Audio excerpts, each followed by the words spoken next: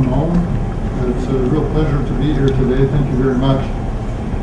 I'd just like to say that I'd like to first of all congratulate Mysoreans for this beautiful city being declared the cleanest city in India last month, so congratulations. Hygiene is at the basis of all development.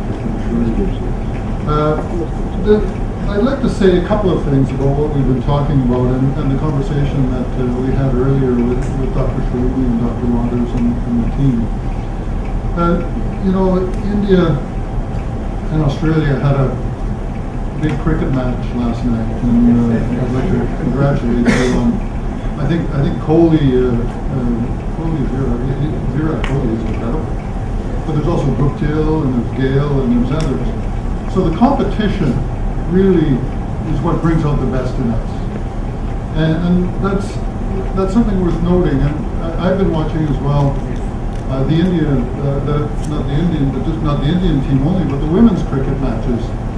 And I can tell you that in Canada, we have, we're passionate about ice hockey, and women's ice hockey was not all that popular at first, and then they used to play in front of an empty ice rink, and now it's a big deal, and people watch it quite a bit because we're inspired by what we see, and it's inspiring to see women as well competing on the field. So I've been quite impressed. Unfortunately, the Indian team hasn't been doing as well, but the competition is really important, and that India is hosting this is magnificent, as we know.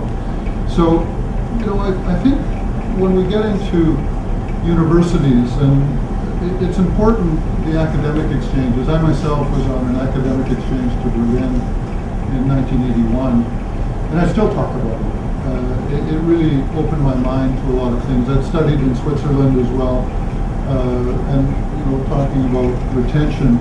I'd worked on a construction site to save my money and paid for my way to learn German and to learn French. So I was pretty committed. So commitment comes from a variety of things, but it comes from yourself, and understanding that what you go through as students, and the fear and apprehension that you can have as students, that there are institutions that are enabling you to deal with that fear through evidence-based results, and that's a lot of what we do. And at universities, we learn about this, and we learn about competitiveness, and we learn about the fundamentals of how you create that. I'd like to say that Dalhousie has 20,000 students, but we've heard that it's 18,500 or it's 19,000, and those facts are important. And Deng Xiaoping in China, when they started their reforms, he had a famous saying. He said, "Seek truth from facts." Well, I work in government, and people in business and academic institutions, they use facts for a purpose. So seek the truth from the facts. But the truth is that Dalhousie has about 20,000 students, and it's about a tenth as many students as you have here. That's true. The facts are it might be 8,537, and that's important. So you have to have that relationship between truth and facts in order to be credible, in order to be competitive. And I don't know if many of you saw the film Moneyball. There's $1 Million Arm, which was a very famous film, but there's also, many of us watched Moneyball, but what I saw was what we do in Canada quite a bit, is we have to cobble together from various sources a result that is competitive with those who have perhaps the best forwards, and they have a pool of talent to draw on so that they can build the best team with the best players in every sector. Google did a study recently on what creates the best teams, and it's worth looking into, because they found that if you have the best experts from every area, it doesn't necessarily build the best team, because they're so expert and so confident that they will intimidate the others in the room. The best teams were often those that could get along first, understand each other, reduce the fear and the apprehension to say what it is that you think in an atmosphere of confidence, even if you think it's foolish and it doesn't make sense, in order to have a team that brings you forward. Those are very important concepts, and so I congratulate you on being here today. and spending the time to listen to us, to talk to you about that. But please understand that we've been through this as well. And the way to move forward is to understand, seek your own competitiveness, seek the truth from the facts, and find out how this institution and the relationship with our wonderful Dalhousie University, which is really one of the very excellent institutions in Canada, can help you achieve what you are seeking as a goal.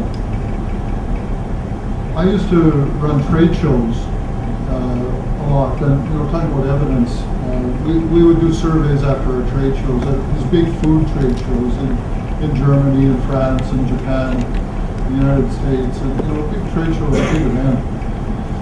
And we'd do a survey and we'd say, what was it that you appreciated the most? And at the top of the list was, we used to bring the Mounties, the Royal Canadian Mountie Police, and they have their red serge outfits, and it was the top of the list. We liked the Mounties, right? That cost $10,000 bucks. That's what it cost us for a trade show. I changed the surveys to ask, how much would you pay for the following? The Mounties went right to the bottom. Because I'm in government and they thought we were providing a free good, they liked it. Yeah, we like the Mounties. That's fun, nice, thank you. We like that. Don't do away with that. In other words, spend $10,000 of my money even though we don't know that's what it costs. So we would do these surveys, and I changed it. What would you pay? $0 to $100, $100 to $300, $300 to $500 for all of the following things. Mounties went to the bottom. What went to the top was the ability to communicate from the pavilion. In other words, at that time, telephone and fax. Nowadays, it's Wi-Fi access. And meeting rooms. They liked the reception that we hosted as well, and they would pay a certain amount for that. So there's a certain seeking truth from facts. It comes into the real world. What would you pay for that? And you can learn much better in that environment because you are paying something. So you're more than clients, you're institution building individuals, and collectively this is extremely important. I'm really honored to be in this historic city to witness the signing of the MOU. This is a dramatic moment for us. And I hope it will become a dramatic moment for you as well, where this exchange will strengthen both of us. And we will end up learning from each other, and in some ways competing with each other, but based on evidence, because that's what we do in our academic institutions. I'd just like to say, because I'm the Consul General, so I'm going to talk to you about relations between Canada and India a little bit, so don't be surprised, I don't want to bore you too much, but it is important, because our relationship is blossoming. And this is really dramatic for us, because India is extremely important, not just to Canada, but to the world. Your economic success and the ideas and solutions that you will bring to the world are going to change the way the world operates. And that, to us, is the most important thing, is to participate in that with you, to share with you our own experience. We live next door to a very large country, ambitious, energetic, successful, and we're confronted with that. So much like in the Moneyball sort of example, we have to cobble together from various places a solution that competes with that. I think we're pretty good at it. We think we're not very often. We always look and say, well, they do it so much better and everybody else does it so much better. So don't be surprised if you think that of yourself. But when you look ahead and you see the success that we have cobbling together these solutions from various parts, we actually do quite well. And we're happy to share that with you and to share that experience. And as India becomes a global power that you aspire to be, mostly in order to be yourselves in the world and not have fear from anything but your own capacity, this is something that we're very proud to participate in. In April last year, your Prime Minister came to Canada, and this led to the signing of many strategic partnerships in education and skills development and a whole host of other sectors. Both Prime Ministers noted the specific initiatives launched by Prime Minister Modi, such as Digital India and Skill India, and that this gives us great collaborative commercial opportunities for Indian and Canadian businesses and industry. There were, of course, right in this belief, and this MOU is a perfect example of the path forward to all these objectives. Both leaders welcomed the diversification, growth, and deepening of bilateral relations in recent years, rooted in our shared values. Democracy, pluralism, tolerance, and rule of law, these are our shared values. And based on expanding economic engagement and long-standing people-to-people ties. We have, again, numbers. I've seen 1.2 million, 1.3 million, but here are the facts. We have a large Indo-Canadian community, about 1.3 million people, half of whom are Punjabi. So our natural relationship with India has been conditioned in large part by the back and forth movement of people who are from the north of India. We have 300,000 Pakistani Canadians. We have about 180,000 Bangladeshi Canadians. So you can see that theme of northern India, northern South Asia. We also have about 250,000 Tamil Canadians from Sri Lanka. The area that's kind of missing is the one in the middle. So that's what we're here to do in the Consul General of Canada in Bengaluru. We upgraded it to a Consulate General. It's the largest diplomatic institution in Bengaluru. And we want to build that relationship based on more than just trade. We want to sell you stuff. You want to sell us stuff. But that's not how it works. You can sell anything once. To have a relationship, you need to understand the problems and the challenges that your client and your partner are facing. And it's best when you're client and partner. That partnership leads to a combined understanding of how we move together to find solutions based on the best opportunities available. So we look forward to doing that with you, and our Consulate General in Bengaluru is here to facilitate that. We have offices in Chennai and Hyderabad as well. And so we're here to service Canadian interests, and that's often misunderstood. My job here is to serve Canadian interests. But Canadian interests are best served when India succeeds. So for India to succeed, we need to work together and share with you our own experience. But we do want to promote Make in Canada. We also want to see things made in Canada and exported around the world.